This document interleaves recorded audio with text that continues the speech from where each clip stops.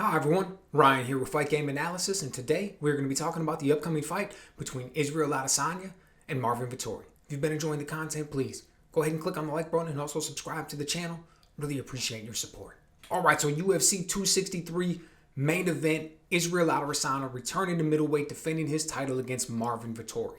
So after his failed attempt at trying to move up to light heavyweight, tried to take the belt from Jan Blachowicz, didn't work out quite so well.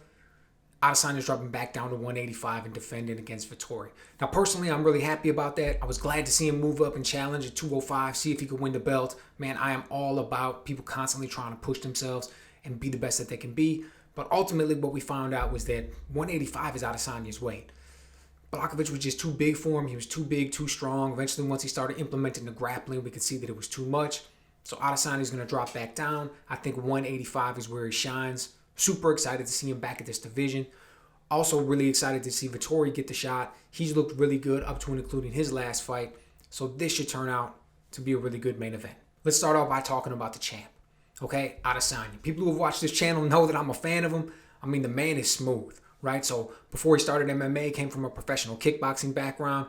Rattled off 80 fights, 70 wins, something like that. I forget the exact number. And ever since he's made the transition, coming over to MMA, striking has still continued to be his bread and his butter. Man, I love his striking technique. He comes out, he takes control. He can fight going forward, he can fight going backward, right? He can lead, he can counter. He can piece you up from the outside with the low kick and the jab. He can land some power shots. He can get in there and feint you, control the distance and try to get you in to do something and then just land some big, hard counter shots. Every strike is available to him. Does it all. I love what he brings to the table. But we've been seeing him evolve. Even in the UFC, as much as he's been striking, as long as he's been doing it, we've been continuing to see him evolve. Even after he's won the belt in his last fight with Paulo Costa. And what I love about him is this. So he loves to come out and counterpunch. That's his thing. Adesanya wants to come out. He wants to bait you into something. Okay? But guys know that. And when you're a counterpuncher, particularly a really good one, and guys know that, they don't want to lead. Think about when Anderson Silva was in his prime. Think about some of those fights that we saw where it would just be a horrible fight. People would be booing for 4.5 rounds. Every time it was the same thing. It was because the opponent wouldn't lead. Anderson Silva didn't want to lead. He was too much of a counterpuncher, didn't want to take that chance, be the first man out there, be too aggressive. Fight ends up being just horrible. So what does Adesanya do? Adesanya's a counterpuncher too. However, here's the thing. He's figured out a way to win on points even when he's not able to implement his first game plan, right? So his first game plan is to come out and be a counterpuncher. If that's not working because you're not playing ball, his opponent isn't leading, his opponent's not coming out and being aggressive, his opponent is not trying to take this dance where he wants to take it, Adesanya said fine. He's going to be able to piece you up from the outside with the jab. He's going to be able to land that low kick from the outside. So now that puts his opponent in just a horrible position. Because number one, you're standing out here on the outside, and if the fight were to go this whole 5 rounds this way, you would lose. Number two, if you start to move forward and get aggressive and try to actually score some points and win, you're now going right into Adesanya's wheelhouse because he wants you to come forward. He wants you to be aggressive. That's when he shines. So it's really good the way he's at right now. We could see it just play to perfection with Costa. Right, he came out there, he landed the jab, he landed the low kicks. As soon as Costa started to get aggressive, that's when he just started to crank up the volume even more. Started to land his counter shots, started to just get off nasty, up to and including the very ending.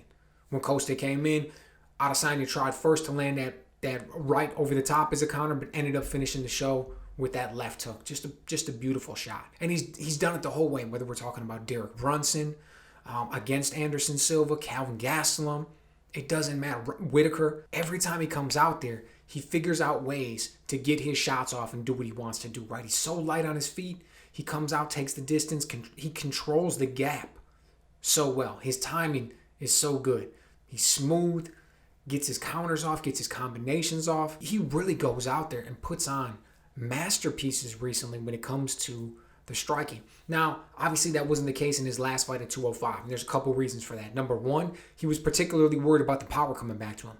Jan Blachowicz, as much as I talk about Adesanya's striking being good, Blachowicz was no bum. And he knew that. So he had to worry about not only about, the variety of strike coming back, the speed coming back, the accuracy with which they're coming, but also the power. That was the biggest man that he had ever fought. On top of that, then he has to also worry about the length. I think Jan's reach was longer than anybody that Adesanya had fought in the past. And then we also had the grappling to worry about. So it was just a completely different game plan going out there than what you've been seeing him do against the 185-pounders. Now, standing across from him, we've got Marvin Vettori. I am also a huge Marvin Vettori fan. He started out just over in Italy, then he moves over to London, and now we've got him over in the United States. He's training out over in King's MMA with Rafael Cordeiro. Man, and Cordeiro, I mean, he's a legendary coach in the MMA world. Coming up from down in Brazil, just training assassins when it comes to striking back at Shoot the Box, and just, he's your favorite fighter's coach.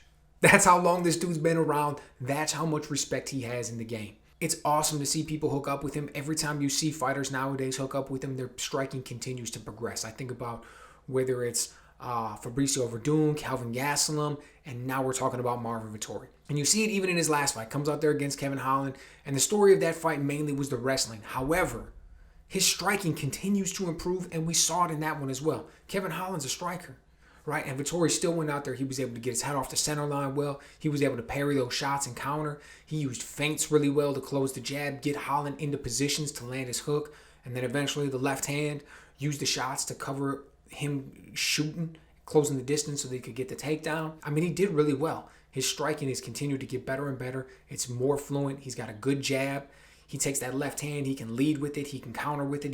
He can put combinations with it. Takes a nice little half step back and counters with it. I like Vettori's game. Let's talk about that Kevin Holland fight for a second, right? He goes out there, and part of the story in that fight was all the takedowns. Went out there, took him down a lot, held him down, beat him up. However, those takedowns weren't exactly smooth, right? If you would have seen those, if that would have been happening in the wrestling room and Daniel Cormier would have been critiquing those takedowns, do you think that technique was perfect? Do you think that was really what we're looking for as far as clean, smooth takedowns, right? That's not what Henry Cejudo would have done. So, but my point is this. He was able to do that against Kevin Holland. He was able to go out there, and even though he was not having the best technique at times, he was still able to secure those takedowns through sheer will, eventually getting position, good chain wrestling, and the fact that he was just that much bigger and stronger than Kevin Holland. That's not going to be the case when he's coming up against Israel Adesanya. Is he a better wrestler than Israel Adesanya? Yeah, probably. But is his wrestling better than Adesanya's takedown defense?